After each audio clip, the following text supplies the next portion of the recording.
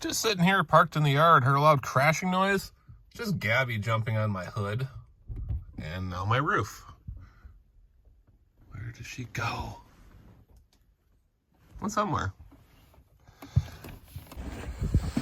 Well, we were actually having some decent weather, except for the snow we had on Friday.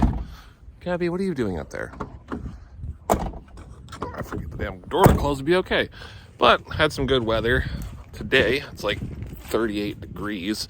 But got one of our project cars here. And as much as I keep talking about getting rid of it, I really can't. Can't bring myself to do it. I don't know why. I just don't know. And the vehicle I'm talking about is the MEEP. We got it from Team Punch Raff a little over a year ago now with an Astrovan body on it that belonged to that door right there. And now we, zoomed out too far, bolted a Jeep body onto it for the Lemons Rally. It was a pink Barbie Jeep at first. Then we painted it like a taxi for some extra credit points on the first day. And then I painted it like a Jurassic Park Jeep. Since then, I parked it due to the fact the left rear brake has been acting up. The car was kind of all over the road because of it. And one of my friends from Lemons said he was going to buy it along with this Yugo over there. And schedules just haven't been working out. And I kind of think it worked out in my favor because I just can't get rid of this thing. I really want to drive it again. I called my insurance the other day and they're like, it's 40 bucks. Or 30 bucks a month or something like that, put on the insurance to drive it. And, the plate's still legal for another few months, so, why don't we drive it? I parked it during the winter time after I drilled gajillions of holes in the roof to put this roof basket on. That has hampered my fuel mileage, big surprise. And this was all actually painted with bed liner, and it all flaked off over winter, which really isn't much of an issue because I have an idea for this car. It's a Jeep right now, but I have the entire front end still from the Mini in the shed. And Gabby likes helping with projects. And so my idea is if I can find something. Yes, Gabby, I appreciate your input. But if I can find a way to cut the roof here down to the floor and go back, there's the frame rail still there that Punch Raff put in for the van body. They come out to here, so say 10 inches or so past where the rear bumper would be. And we could make this into a pretty sweet pickup, for hauling scrap. I'm trying to find the positive in all this. And a use for it, because, granted the van does really good, but it gets, 13 miles to the gallon daily driving it, 15 on the highway when we're doing a road trip, and it hauls the trailers. But wouldn't it be fun to have a Mini Cooper pickup that could haul scrap in too? Get 25 to 30 miles to the gallon, hauling scrap. So I'm gonna see if I can get this thing to start. Because the other day I tried to start it and the battery was completely stone cold dead. And I also tried to start it back in the first part of winter and it was dead. Of course, it's the same battery that Punch Raff had in it. And I don't know how old it is. They used it for a year. So let's see what kind of battery we got, if it's a side post or a top post. All right, so Gabby's helping. You can see my awesome skills with building in here, holding all the license plates, holding the fenders on and inner fender wells in, which didn't do much good over there. But it looks like it's a top post battery. It is a top post battery. 11 of 21, so a little under 3 years old. Gabby, can you not do that? I don't want you getting battery acid on your toes, because that would be terrible. Battery looks like it's a little small for the box. I do have the battery out of the Tercel that was a little large, but I'm not too concerned about the hood touching anything right meow. So let's pull that apart and see if we can make it fit.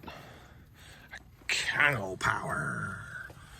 And yes, that is my cold air intake that works. All right, first problem. this battery's posts are positive and negative on this side of the battery. And if you turn it around, they're flipped. I need positive over there, negative over there. It's also too large to fit in the car. Yeah. Maybe I'll make a phone call to the nearest auto parts store and see if they'll give me credit on 3 batteries I take in, since I have 3 junk ones, towards a new battery for this thing. What do you think, Gabby? Good idea? Yeah, let's try to save money. Save money on a car we're gonna make better or worse? What do you think, Gabs? Better or worse? Well, you just wanna help with it either way. Sounds great to me. Let's figure this out. Well, this is why we pay Gabby the big money, other than the fact she is cleaning her leg. She had the idea of hooking the one battery that doesn't actually fit the car to the battery in the car to see if it starts before we spend money on a battery. Because the nearest auto parts store wanted $200 for one of those little baby batteries. And I'm cheap, and I don't really want to spend $200 to find out the car doesn't start. So, fingers crossed it starts or does something. Oh. Well, question is, do we have part of anything? Oh, we have making noises. All right, put her in neutral. Do something, please. Well, that's something.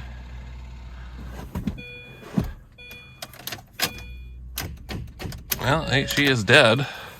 That's for sure. The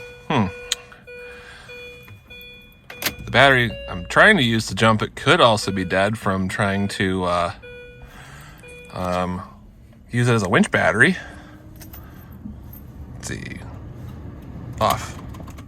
Okay, fan is off. All right, we are gonna hook the van to it for a little bit and see what happens. All right, the van is now hooked to the Mini. This battery is probably stone cold dead like I thought. Okay, we're just gonna let it sit here for a little bit and see what happens. Stop dinging. There's no key in your ignition. Well, now at least. Yep, radio's still dead. So that's good. I think the water leaking in damaged it. Let's see. Let's let her sit for a few minutes running and come back to it. Oh, that's where my scanner went. And my pink duct tape. Oh, there's my jacket I was looking for too. Nice. It's like winning the lottery when you go into a car you've had sitting for a while. Oh, we got our squirrel in here and all of our stickers and our fire extinguisher. But yeah, just imagine, cut the body off right here. Obviously, all these airbags are working, but cut the body off here and go to the back. I'm gonna go get a tape measure and see how long of a bed we could put on this thing. Unfortunately, the sunroof would have to go, but we could disconnect it, still keep this panel here, take the back one out, because I don't know how that's in there. Maybe we can figure that out. Of course, we'd cause ourselves another leak in the roof if we cut this whole channel. There's my antenna just hanging down. That's classy. Well, I totally got sidetracked in what I was doing. I think I was grabbing a tape measure, which is in the van. But like I said, I have all the parts still here from when it was a Mini Cooper, so we could put the Mini front end back on it. We got an extra radiator and core support, since I did hit a raccoon, and well, that's better than what I have because this is all busted off, and that actually holds the inner fenders, which we got the inner fenders there, got a hood there, bumper cover there, something there, hood liner there, and another bumper cover. Oh, and yeah, hood liner, taillights are over there, bed mat from my Suburban. Oh, and the tires and wheels are supposed to go on the Mini. The fourth one's inside of it. So yeah, let's grab a tape measure and go back to what we were doing. So if I'm planning this correctly, oh, there's Gabby again. If we cut the body off here in this section, we could use the gate, or I could just, cut this and stick it there, do something. But yeah, let's do some measuring. All right, well, if I go to the back of the B pillar, ish, gives us roughly a 4.5 foot bed on the truck or the car, maybe 5 foot if we push it past where the bumper is with some kind of framing. I don't know of any vehicles, though, that have a 5-foot pickup box, other than maybe, well, the Silverados have a 5.5-foot bed. That's going to be way too wide. Maybe the Chevy S10 ZR5 bed would work, or a short bed Ranger or something. Because I think an actual bed would look better than a flatbed on here, but, you know, you never know. If a flatbed's cheaper to put on, I might do that. So we've been running for about 5 minutes, killing my fuel mileage on the van. So let's see if we can't get the Mini to start. All right, do something for me, please. Oh, that is not the something I wanted. All right, so this battery is done for, like, no function. So that's cool. Oh man, guess we're gonna have to bite the bullet and buy a battery, but I think I'll wait till tomorrow to do that.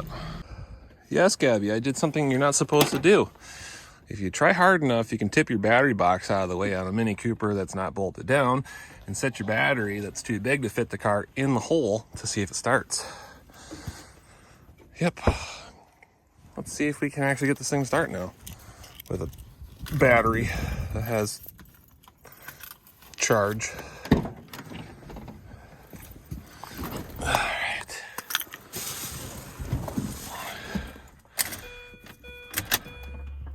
Well, that sounds better. Oh, yeah.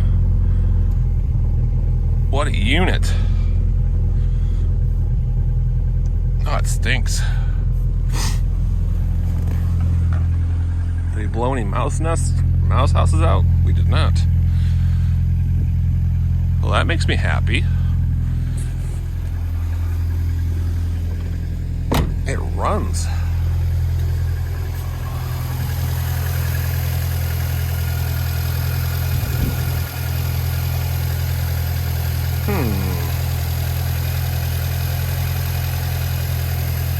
Doesn't sound horrible either.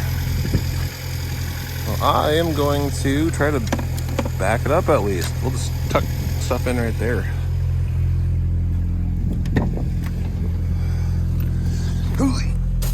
All right, let's see if I can get my fat feet in here to drive with a stick. The brake light's on, that's normal. That's for the left rear caliper.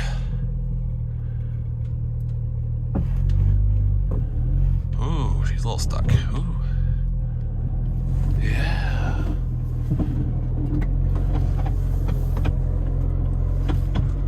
It moves. I'm happy about this. Let's not hit the trailer now. Where is the trailer? Oh, it's right there. Yes. How much gas do we have in here? Empty? How are we empty? Had more gas than that in it. Come on, gas gauge, do something.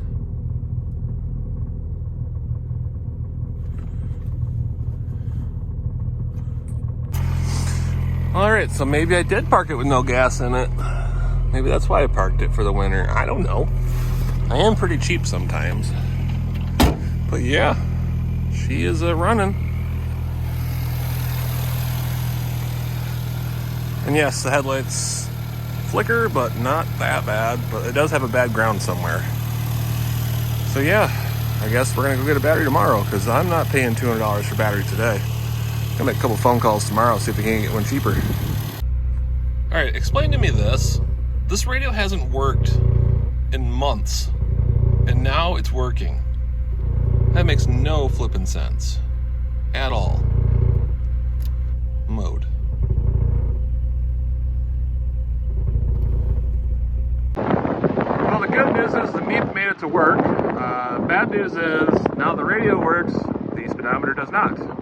Also, I'm not sure if the roof still leaks because it didn't leak all the way here, but it wasn't really raining. So I guess we'll find out if there's a puddle on the floor when I get out of work today. Yay. Well, the good news is MEEP made it back home. Bad news is roof still leaks. From where? I don't know. It just leaks from everywhere, but not very fast. And it's only when it's on a hill, facing downwards, not upwards. Or flat ground it doesn't leak. So I'm not sure.